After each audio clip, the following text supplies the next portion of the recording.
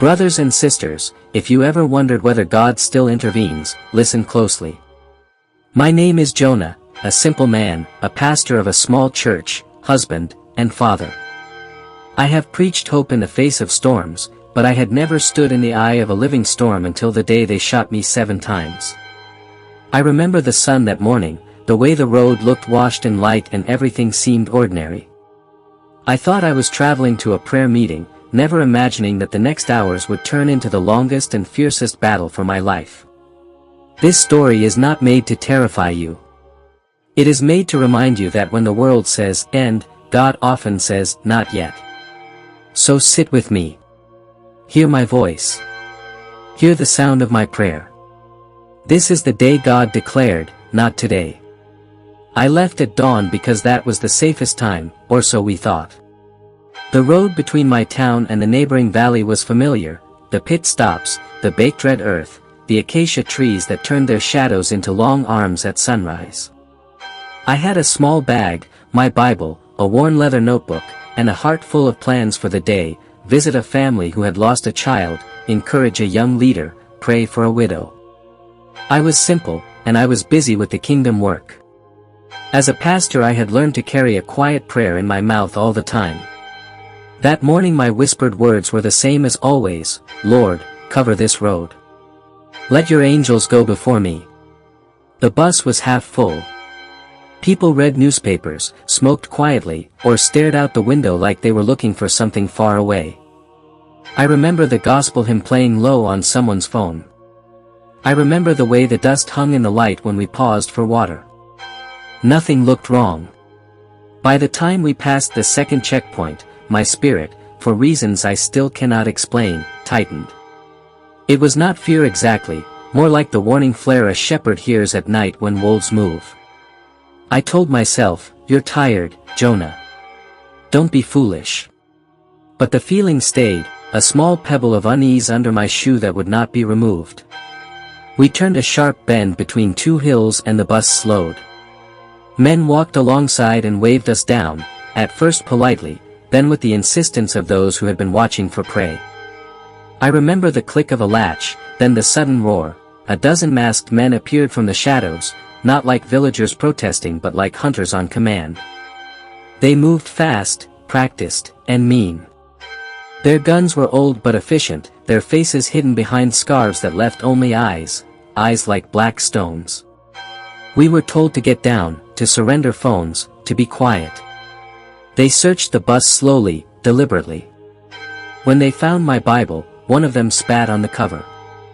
"Pastor," he said with a sneer, "speak now. Tell us of your Jesus."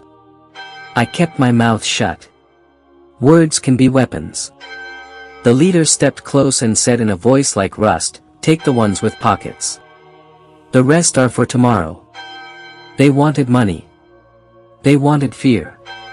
The bus passengers were stripped of small things: phones, a wallet, a tin of coins.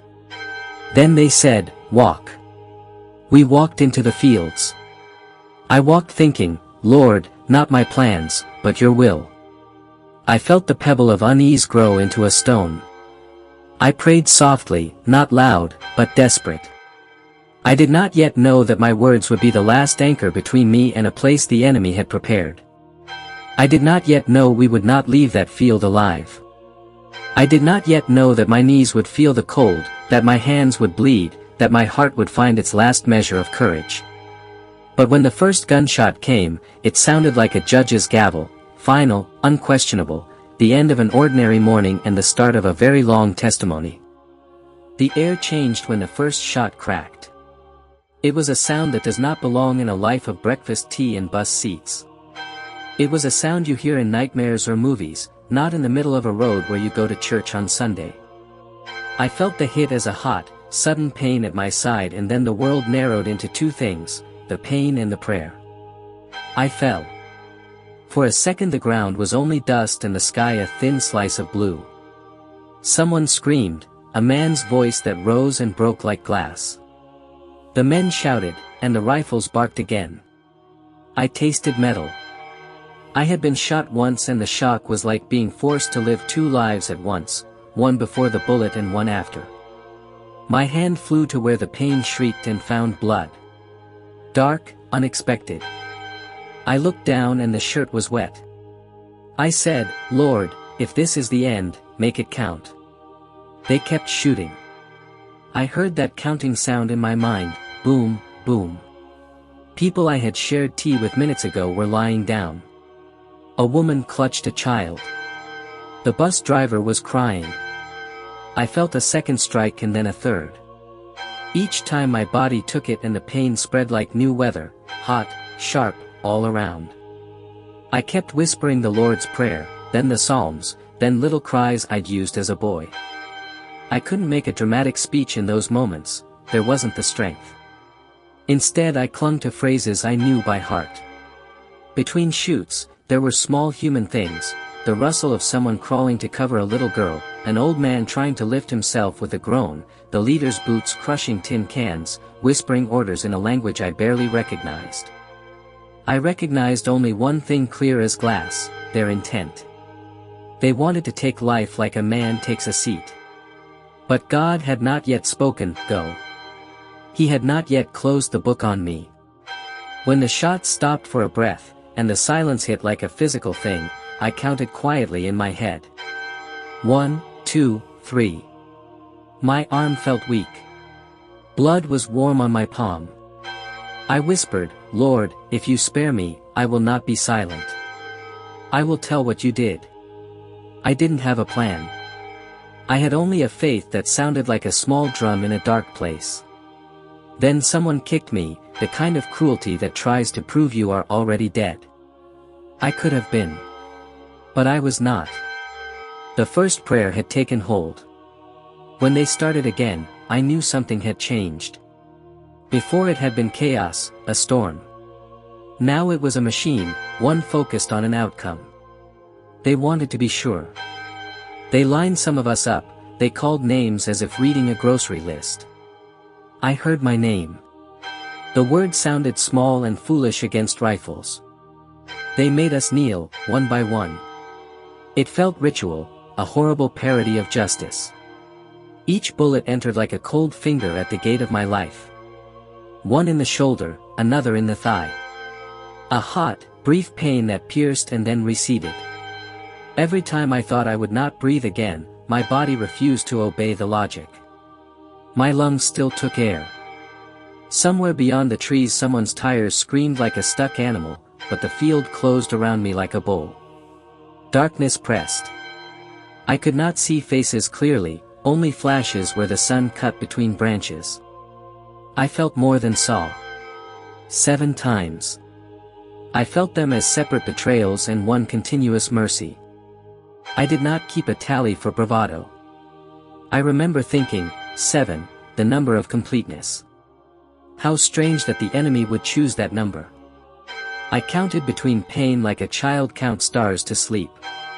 My mind slid to the Bible because I knew it would settle me. When I am afraid, I will trust in you. David's words, I thought. They were old, but they suited the moment like a familiar robe. Someone pressed a cloth to one of my wounds. It was not enough. I heard the militant who had been mocking prayer pause when he heard me whispering down into the dark. "You pray?" he spat. I could not answer, the muscles in my face betrayed me. But in my chest, a different voice answered for me. "Not today." It was not my thought. It felt like a presence that leaned close and said, "Not today." Pain is a teacher. It narrows everything and forces honesty. My thoughts went to every ordinary thing, my wife's laugh, the way my daughter drums her fingers before sleep, the smell of rice and pepper on market mornings. How silly to be held by marrow memories when death was near. But God, if God was listening, had the decency to remind me that life was stitched with small joys. I held on to each one like a rope. After the 7th shot there was a longer silence. The men argued about spoils. Someone cursed. Someone else told a story. I felt my knees weaken but not collapse. I felt my hands clench the earth like a pledge. I kept whispering names of the Lord. I had no power left at my fingers, and yet the pulse in my neck told me I was still here. If this is the place you stop, Jonah, I told myself, stop loudly. Make your last breath an offering. So I prayed, not for myself alone but for those who had done this, for their mothers, for their broken hearts, for a world that hardens young men's hands into guns. I pray now that those words reached the ears they needed to change. I remember falling because falling is a thing you can taste and hear and feel all at once. It was like the world gently folding under me, not angry but resigned.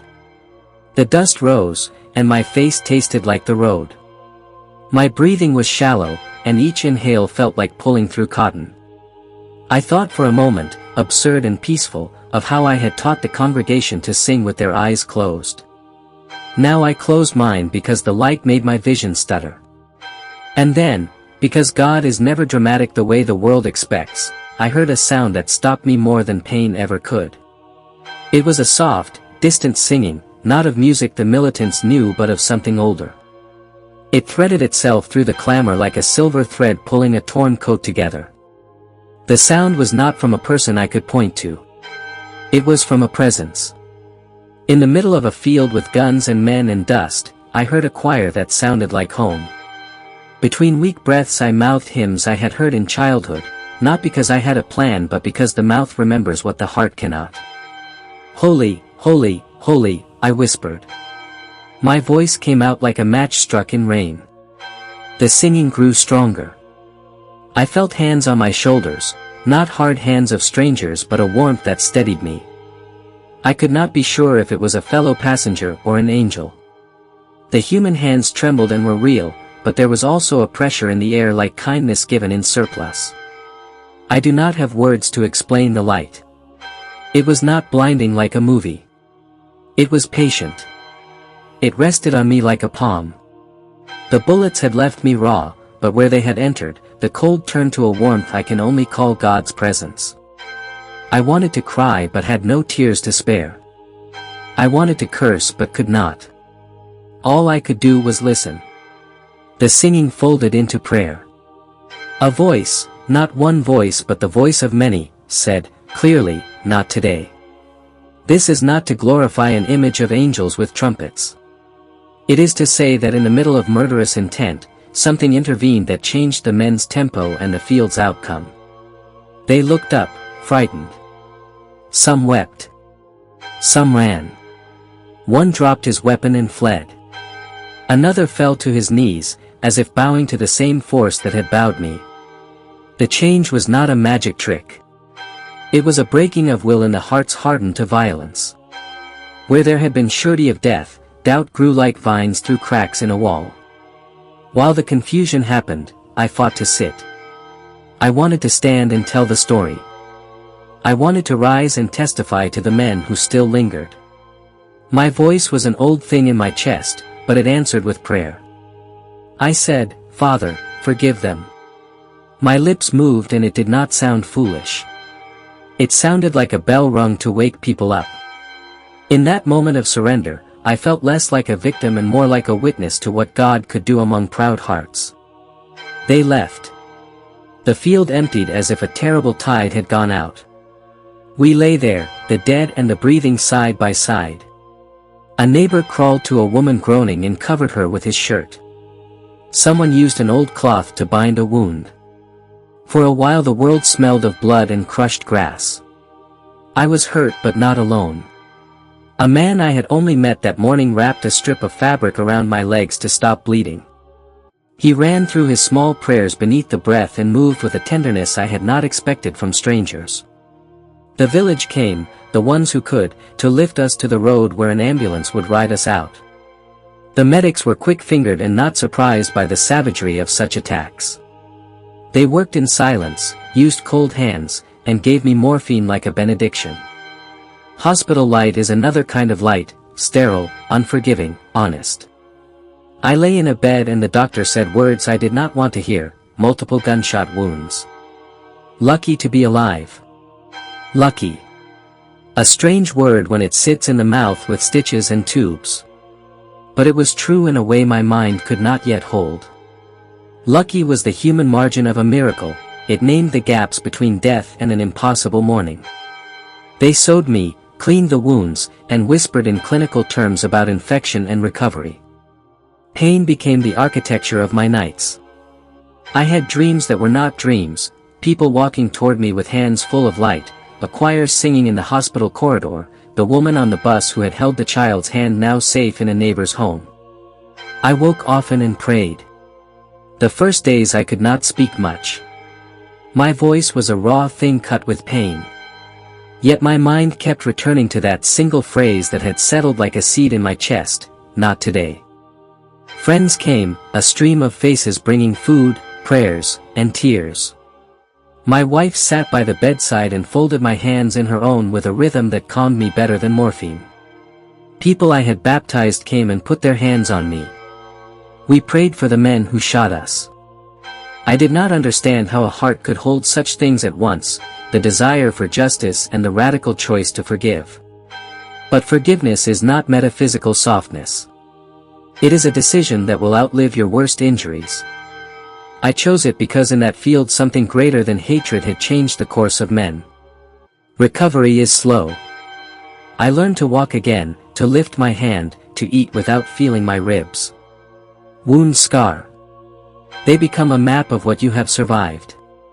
But the map also shows roads behind you, the people saved, the prayers answered, the witness that will not silence you. I would spend months reminding myself of the dangerous fact, I was still alive. I had a testimony to speak. I had children to sit with and teach about the mercy of God. I had a church to lead and a message to proclaim. When God says, "Not today," the enemy cannot argue. Returning to the pulpit was harder than learning to walk. People expected me to be different. Some came to see if the rumors were true. Was he shot 7 times? They asked in the market. Others came because when news touches a soul, it calls to examine one's own life. I felt the weight of eyes. I felt the small expectation that I would come back made of something other than bone and flesh. I remember the first Sunday back. The church building seemed both fragile and sacred. Children sat in the front row, leaning forward. Women fanned themselves nervously. The men who had once mocked my sermons came with sober faces. I stepped up to the pulpit and my hands shook, not from pain now but from the insistence of the story that wanted to escape me. I opened the Bible and read from Psalm 91, the shelter psalm. It felt like reading from a letter written directly to me. When I told the story, many mouths formed surprise and others formed a question that needed prayer. I described the field, the bullets, the singing, the moment when not today sank into my bones like a promise. I did not dramatize the details. I did not paint the enemy as monsters more than men. I told the truth, men shot, men angry, men lost. But I also told how the presence of the Lord moved inside a human heart and how fear turned to confusion and confusion to mercy. After the sermon, people came forward in droves, not only to thank me but to confess. Some confessed small things, anger, bitterness, grudges. Others confessed a life that had been long distant from God. One of the men who had been on the bus that day, the driver with the scar on his lip, knelt in front of everyone and gave his life to Christ. I was supposed to die that day, he said, tears in his voice. But God gave me more days to repent. Moments like that are what kept me standing when the memory pressed hard. We started a prayer chain for the families of the attackers. I insisted. If God had softened one heart in the field, we must pray for that change to be multiplied and become real in the accused men's homes. The church rose to that, awkward at first and then with fierce devotion. People who had been strangers became family. It was not a triumphant return. It was a long, quiet rebuilding of what had been shaken. The sermon that day was not about how brave I was, but how merciful God can be. If you ever want to see a miracle, look for a changed life. This chapter must be read like news carried with a lantern in a storm. This is the part one keep returning to when people ask, why did God spare you? The truth is, I cannot know all his reasons. I can only tell what the saving looked like from my place, smoke-stained and grateful. I was spared to tell and to act and perhaps to see that mercy can outlast the gun. After the surgeries and the slow months of physical therapy, the real work began. The story needed telling not as an anecdote but as a fire that warms others. We recorded the account for neighboring churches. We met with civic leaders to demand better protection for travelers. I told the press very little, not because I was ashamed, but because some things are not to be circus acts for gossip. The grief of the families of the men who attacked us needed tenderness, not headlines. One day a man came to the church. He was not a kind man by appearance, rough coat, hardened face. He said simply, "I was one of them." He told me he had been young and angry, had been offered money, and had been told that violence was a way to command respect. He said he returned to his village and found that his wife had left, his mother was sick, and his conscience did not let him rest. He said he had dreamed of a man on the road who had been singing as bullets flew, and he could never forget. He said he had come to ask forgiveness. We prayed together in the church that day. I put my hand on his shoulder and felt scarred flesh under calloused skin. He wept like a child and the church prayed over him. He joined the soup kitchen volunteers and later worked in the outreach team that visited families affected by violence. I will not say he was instantly righteous. He stumbled. But he also began to rebuild. To me, that small step mattered more than the most beautiful sermon. The final part of this testimony is not a finality. Every scar I show is a question mark and an invitation. I tell the story often not to make people gasp but to make them act, pray, protect, forgive. I tell young men who flirt with violence about the night the wind turned, I tell pastors about the cost of speaking up, I tell mothers that God hears their cries. If there is a single line I would carve at the gate of every town, it would be this: when God says, "Not today," cling to it with everything that is in you, then become the hand that helps someone else survive until their next day. Brethren, I have been shot 7 times. I have lived to tell it. Today my arms bear scars, my nights still sometimes catch at memory, but my voice is steadier than fear. I have preached the gospel from that pulpit and in hospitals and field hospitals. I have baptized the driver who survived and the man who once carried a gun. I have watched faces turn and heard prayers rise like smoke. For all of that I praise Him. And when I say the enemy meant evil, God meant mercy. Not just for me, for all.